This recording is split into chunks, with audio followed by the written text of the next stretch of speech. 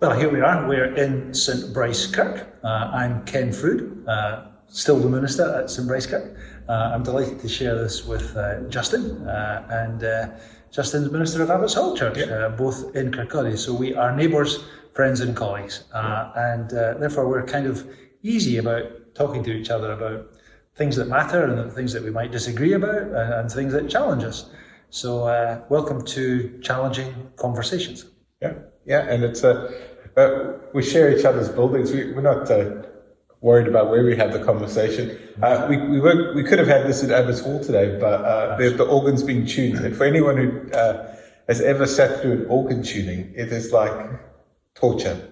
It's like the elevator music on the way to hell. I swear it's going to be somebody tuning an organ. When I was at when I worked at Greyfriars Kirk for a while, which is in Edinburgh, it took them 3 days to tune the organ. Wow, there were 10,000 pipes. Oh, I don't know what it was, but for hours. Anyway, so we're doing it here. Nobody's tuning the organ, and so you get to hear our wonderful voices today. Yeah, so what are we talking about today, Justin? So we're going to talk a little bit about what we speak about when we speak about God. Oh, wow. Yeah. G-O-D word. The notorious G-O-D. Yeah. Okay. And what it does to you, I mean, it's interesting. People have beliefs about God that seem to impinge deeply on everything they say and do, and others have beliefs about God that doesn't seem to have much effect at all. Yeah, I think the question of God, or how we see God, is the starting point for the journey. Because if we see God as vengeful or upset, then we will read the Bible as God being vengeful and upset, and we will live as if God is vengeful and upset. But if we see God as loving and inspiring and all that, we will read that into the Bible as well and read that into our relationships. So the question of God, I think, is a really good starting point for the journey. And it's all there in Scripture, isn't it? Because you get every aspect of God is reflected there, and it is very anthropomorphic in the early chapters and indeed in much of the Old Testament, in a way that we wouldn't accept today. We could see this as being symbolism, a kind of theme we've touched on before, but then so many of the actions of the principal characters in Scripture, so many of those actions are described as being responses to the Word of God. Their belief about God. You talk about the journey, of course, the classic Abraham journey of, from the legendary Ur of the Chaldees, which I think is an anachronism, but nonetheless, that arc of hundreds of miles of journey, all because he believed God was telling him to do that. Mm-hmm. But he also believed God was telling him to kill his son. Yeah. So you've got a wee bit of an issue there as to, is there a God who would ever say that? So clearly God there is a projection of his own understanding and worldview. Yeah. But then the compassionate Christian God, it's also in the New Old Testament, but then are Christians more compassionate and caring than the general population? Wow. That's ought they to be. Ought they to. So Ken, tell me, when you were growing up, how did you see God? What was God, or what image of God were you handed? Well, I suppose your children are very literalistic, aren't they? And also, we had storybooks that with illustrations, and adults look at pictures, but children inhabit the picture. So there is a sense of staring, for a long time at every detail, and these, this blue-eyed, flaxen-haired Jesus would come alive. However unreal the image. Yeah. Jesus was walking, he had long wavy hair, wore a sash, and was blonde. He was almost Swedish. Often, and you just think, how did they not see that as being inappropriate? Talk about cultural appropriation. It's a perfect example of what we do, even unconsciously, I think, because we've made the Christian faith a European faith, when of course it truly isn't. Yeah. But the image of God, I suppose maybe a sense of conscience would be a part of it. When you're drummed into us about what was right and wrong. I think in a healthy way. I don't think that was unhealthy in my case. sometimes it is unhealthy, I think, but a sense of what you think and what you do is being watched. So there is, God is a kind of ever-present corrective force, a sense that you might be offending in some way and maybe not always aware of it. I wasn't brought up with hellfire and damnation, that kind of theology, which I'm grateful for. But there was maybe an understanding that there was something of that there, but it was never dominant. It's not that I accept that now in any degree. God, I suppose, up in heaven, children, I think, like to think, and I think it's quite healthy to have that as a picture, God in heaven. I mean, having to unlearn that as an adult, or at least to reinterpret it as this figurative thing is important. But I think there was a sense that maybe somewhere up there, and there was Yuri Gagarin was the first Soviet cosmonaut who went around the Earth, and he was famously said, probably scripted by the Kremlin, I've been up there and there is no God, kind of thing. And actually, I think at the time some people found that a bit unsettling, which seems a bit absurd now. But so fairly simplistic growing up. And you? I grew up in a conservative society as a whole. One of the things that we missed in South Africa was we missed the Enlightenment, Reformation kind of moments, because as it was happening in Europe, people were in South Africa. So then we missed the world wars, because although South Africans fought in the wars, it wasn't a real present reality in the same way it was in Europe, and it didn't shape the culture as in the same way that Europe. And then because of apartheid, we missed like the sexual revolution. Swinging 60s. Yeah, and so those big cultural shifts that we missed out on meant that South Africa was still quite conservative, and is quite a conservative nation still. And quite a conservative church. Yeah, quite a conservative church. Theologically and other ways too. Probably. Yeah, and so I grew up with with an understanding of God a little bit like Santa Claus. And that song, Santa Claus is Coming to Town, is a great example. He's making a list, checking it twice, going to find out if you're naughty or nice. Yeah, absolutely. And that was how I saw God. And God was this man. Man was the first one. God had to be masculine. Male. White is the other one. Because Santa Claus, very few black Santas I've seen in my life. This understanding that if you were a good boy, if you followed all the rules, and you listened to your parents, and you listened to your government, and everything was just right, you'd be rewarded. And how we interpreted that was a reward into heaven. And so I did grow up with the hell and fire and all this kind of stuff. And because I think those theologies, those understandings come out of a way, or come from a place of trying to control people, trying to make social cohesion. The police might not be watching you, but God is. So there was this kind of keep in line, follow the rules, and you'll be just perfect. And so God for me growing up was someone I feared, someone who I knew loved me, but if I messed up, there was that kill switch almost, like, you get out here, you know where you're going. And so it was really difficult to break away from that picture. And I struggled for a long time when that picture of God was challenged, especially. I went to Thailand when I was young. I must have been 13. I think I've spoken about this before. And seeing Buddhist monks and seeing a whole different understanding of God, although Buddhists would say they don't believe in God, that totally different understanding of spirituality gave me the tools to start questioning my own. Yeah. But we think and live in a physical world and physical categories, and it's quite tricky to try and transfer that into theology, where this idea of God as being in a place rather than perhaps God is the place. This whole place is everything, but it's a bit too abstract for some people, and and many cultures have a belief that their particular place, their territory, their land, or a temple, or a shrine, or stone, or whatever, is the very house of God. This kind of Bethel kind of thing. God is in this place, but the inference being that if God is in this place, He's not in your place. Yeah.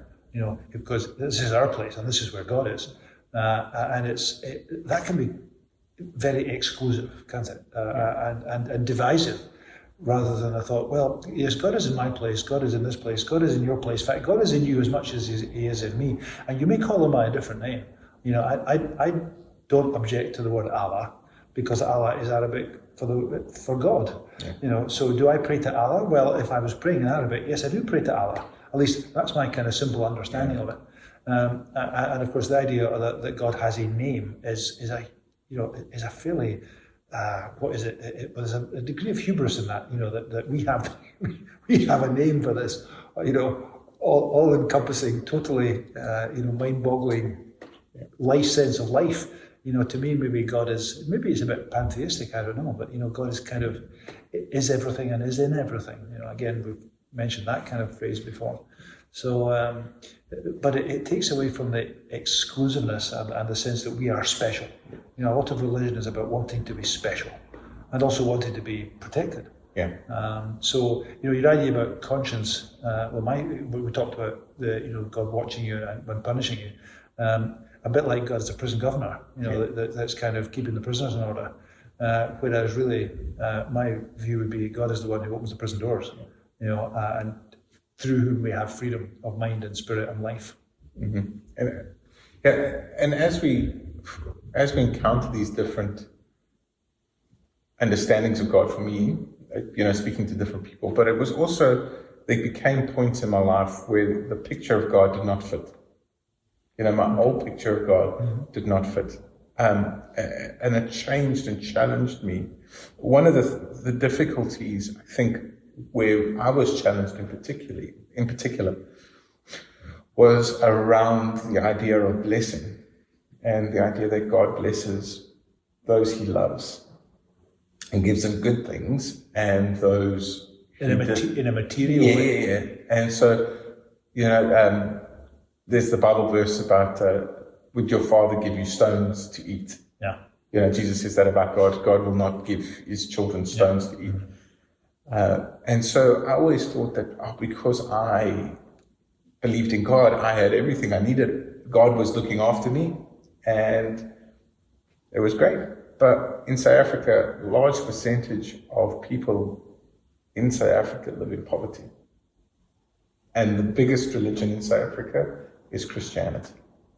So there were people who are probably more devout Christians than I am, who share their faith, who engage daily, and yet they remained poor.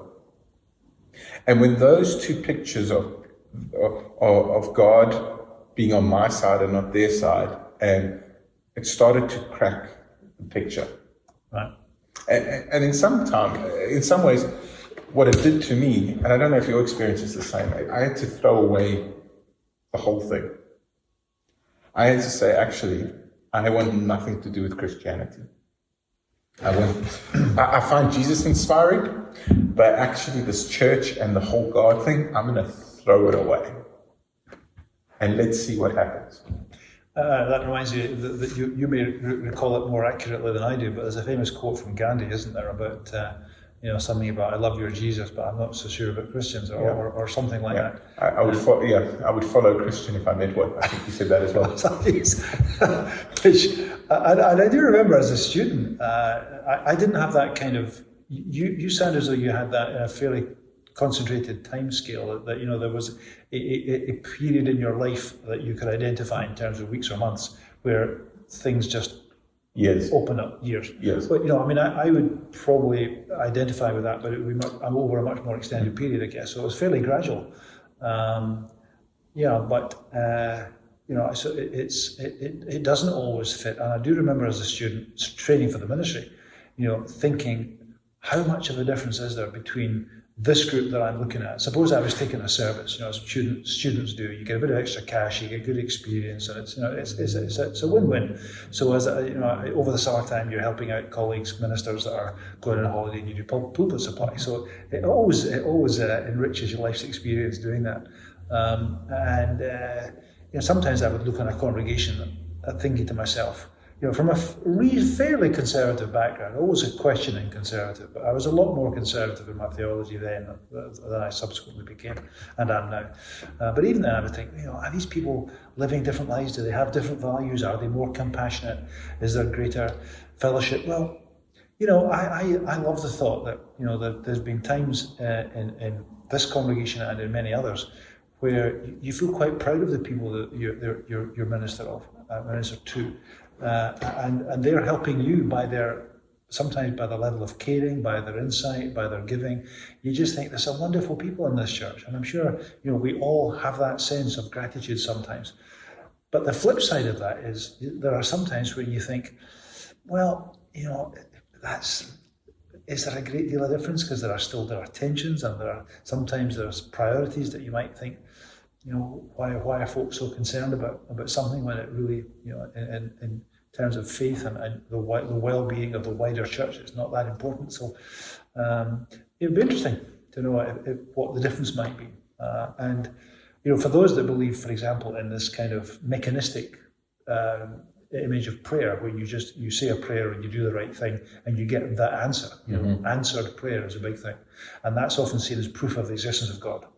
We pray for this and we got it. This is what we want. This is our idea. So if Christians are praying for, forgive us, but if Christians are praying for prosperity or some kind of material blessing, or if Christians are praying for good health, you've got all these Christians praying for somebody who's got a very serious illness. Do people in churches die less because of it? Well, of course they don't. So what are we saying? What is the meaning of prayer, and how does that affect our belief of who or what God is? Because I think people don't easily take on board the fact that actually we're not just pressing buttons and getting what we want. I mean, there's also that thing in prayer where people believe that the reason God doesn't heal you is because you didn't have enough faith in God, in whatever that God is. Yeah, you read lists of that, don't you? Unconfessed sin, and all kinds of various things that that you've. Yeah. So yeah. Yeah. I mean, I met a family that's child was dying, and they prayed so hard. Yeah. And their child died. And then somebody was saying, I've been blessed because God has given me, I can't even remember what it was. And I thought to myself, I think we're missing it. Why does God bless one person with a nice car and another person who doesn't even have the time to save their child? Yeah, it's totally inconsistent. But it's a cry of need. It's I don't want to disabuse people if they have that kind of view of what prayer is and does, other than the fact that it may end up really hurting them more deeply, because they then feel either there is a God who has let them down, or there is no God at all. And that therefore you think, well, it was your expectations and thoughts that set that up to fail. And I think a lot of concepts and constructs about God do kind of almost set us up to fail.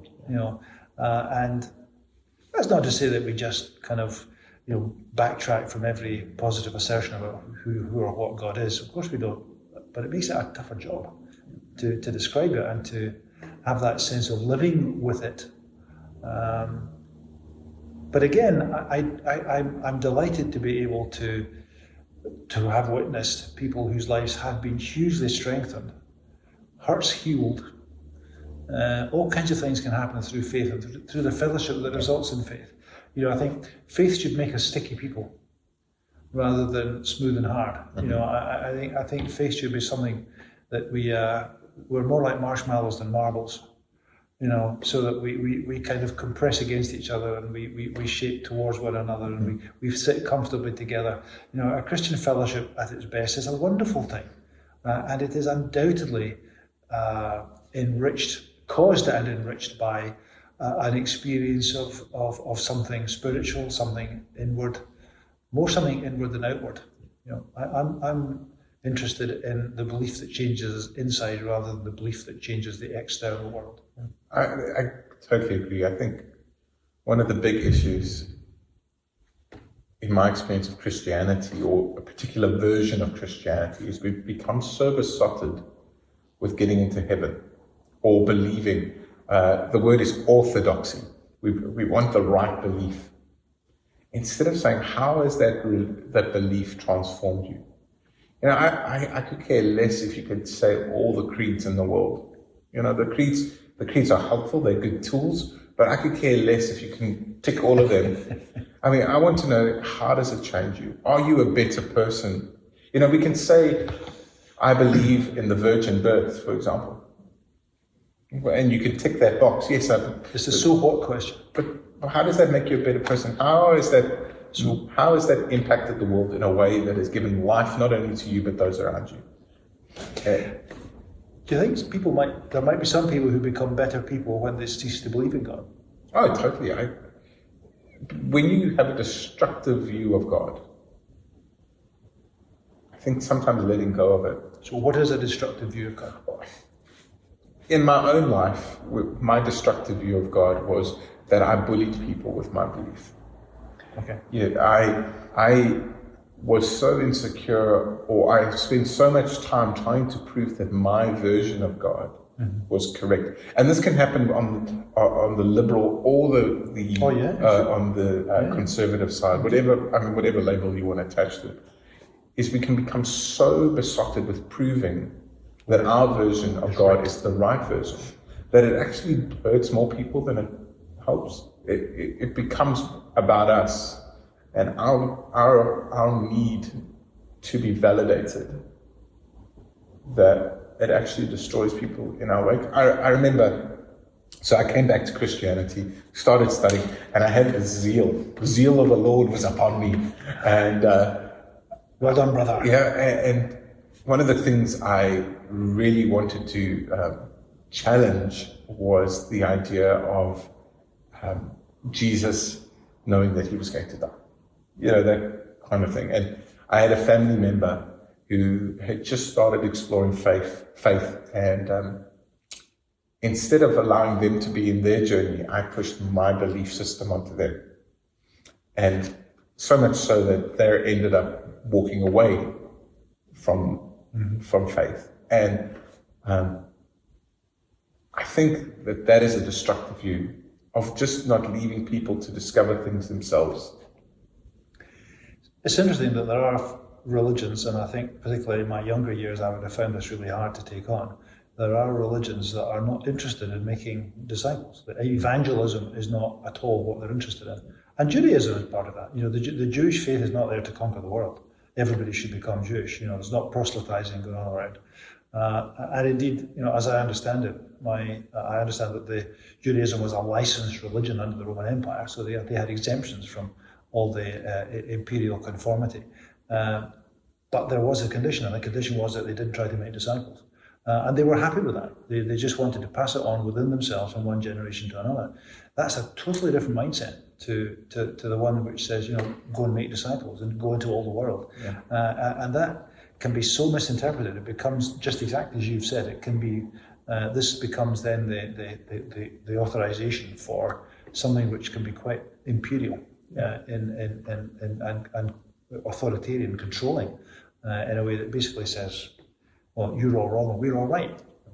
But the other side of that is that we've also understood disciples, going to make disciples, is to make carbon copies of us. Is to say, right, this is a belief system, we're going to pass it on to you. This is our understanding of God. This is how we make disciples. We copy paste, copy paste, copy paste, copy paste. Yeah. Instead of just saying, how do we live in a way that inspires other people to start the journey? The disciples didn't get a copy paste Jesus didn't say, okay, I want you to be just like me, and I want you to walk around Galilee, and eventually you're going to be crucified, and then you're going to rise on the third day. Jesus doesn't want us to be Jesus. Jesus wants us to be ourselves. And yet when we talk about making disciples, we do this copy-paste instead of just saying, how are our lives and our understandings of God inspiring to others so that they will want to go on that journey? Although I think you would probably want to qualify that statement by saying that, at one level, we do take Jesus as our inspiration, and it is in some ways to be shaped and modelled on that. But your point about not losing our individuality is I think really, really important. Yeah. And to recognise that for some people, from the Quakers who might wish, I've never actually been to a Quaker meeting, have you?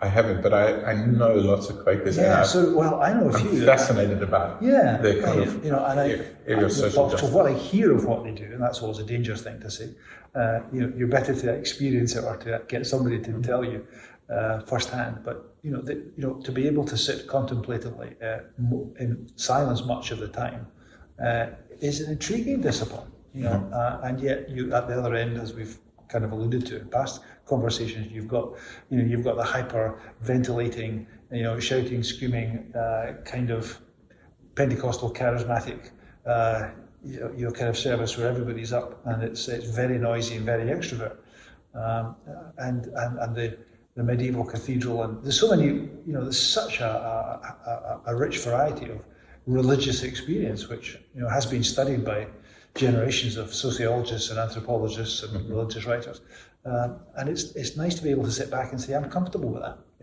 Yeah. And if that's what you want, that's fine, but don't make everybody the same. Yeah. So if you had to put God into an image, if I had to give you a pencil now and say, Ken, draw me something that represents God, what would you do? Oh, that's a hard one. I'm going to get around it a little bit. My first response is I remember reading about a survey of kids, and I think it was New York or somewhere American state, and they were really disturbed by the thought of God as their father, because for a lot of kids, father is either absent or he's violent or he's drunk or whatever, and they asked the kids to come up with an image that was better than our Father who art in heaven, and they came up with their gran or their ma, whatever they were called, because for most kids, the figure that was giving unconditional love, that was always present, that gave stability, and that they could always turn to was their grandmother, by whatever term. And I thought that was a lovely little story. Illustrating, of course, that it is all just about image. It's just a picture, And if you want to see our mother who is in heaven, or our mother who is whatever, I'm more than happy with that. I think it's lovely.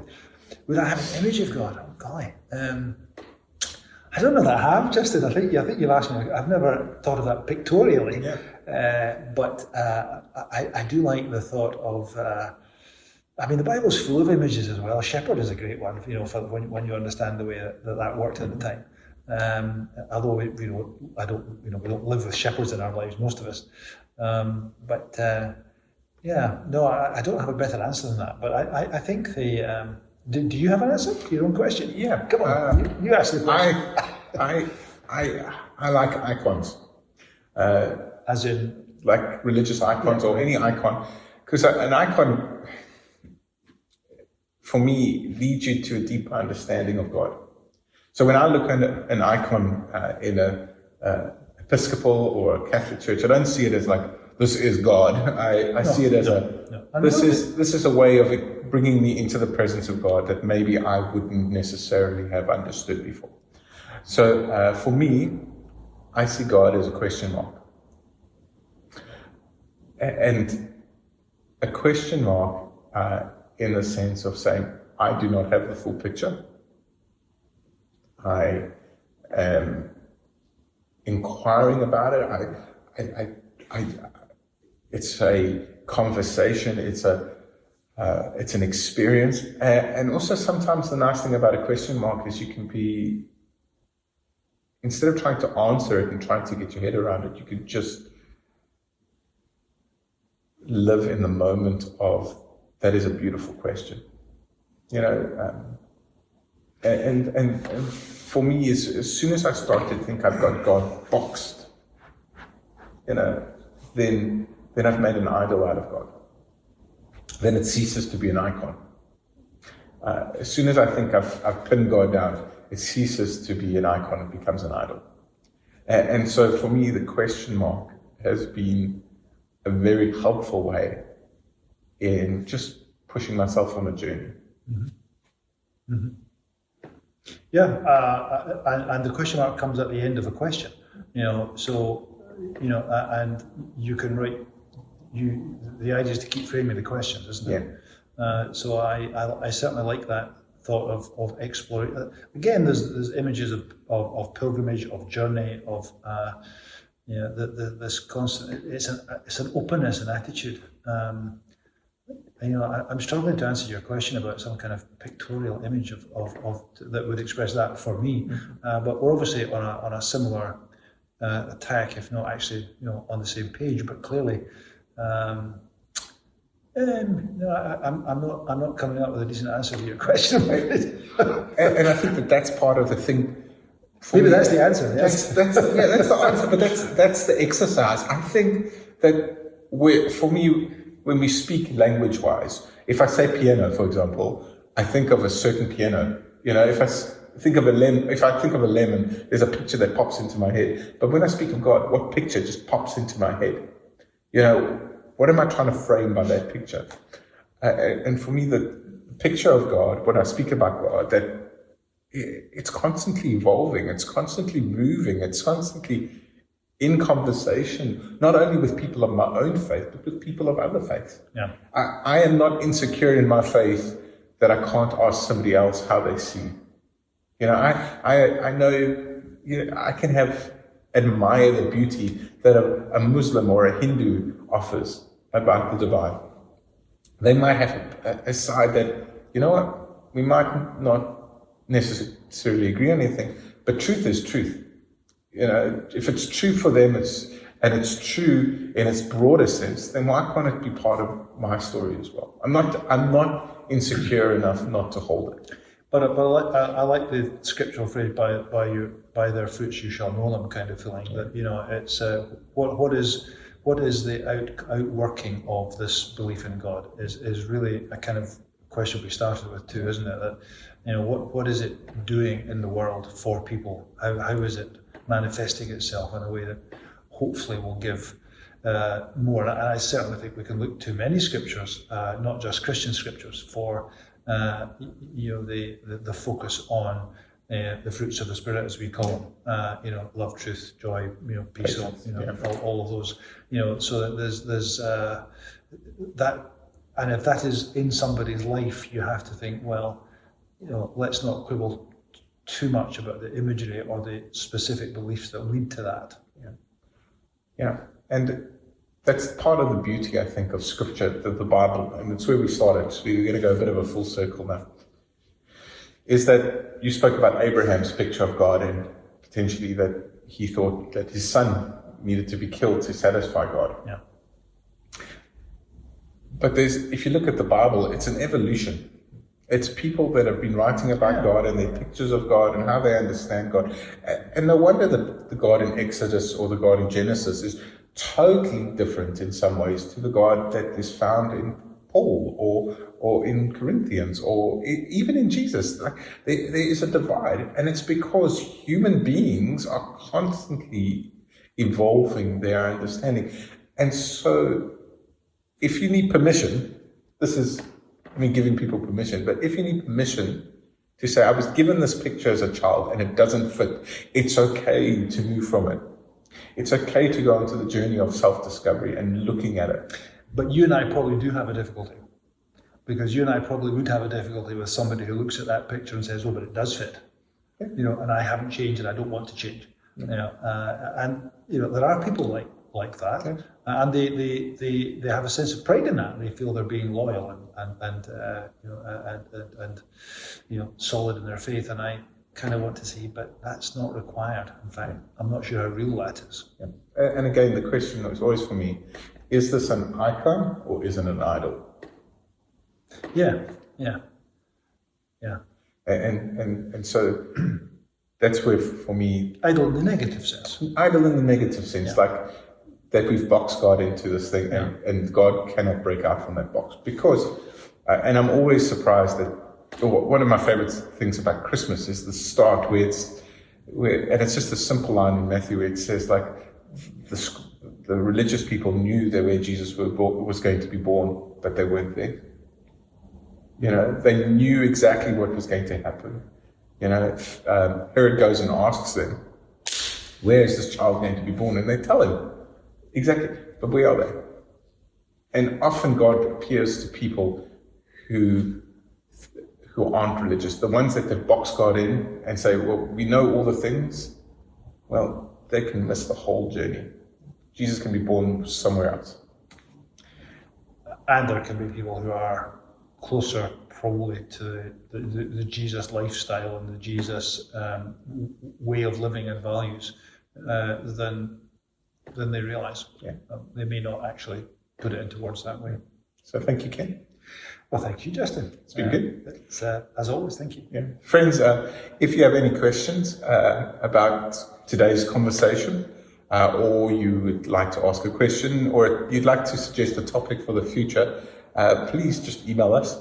Or email me. It's jtaylor@churchofscotland.org.uk. And we love hearing from you. If you're watching this on YouTube, please give the thumbs up and share it as far as possible. It just helps get the video out a bit more and more people can watch. So thank you. One of the most common phrases that we hear around the world today in the English language is the phrase, "Oh my God." Oh my God. And I just wonder, what does it mean? Thank you, friends.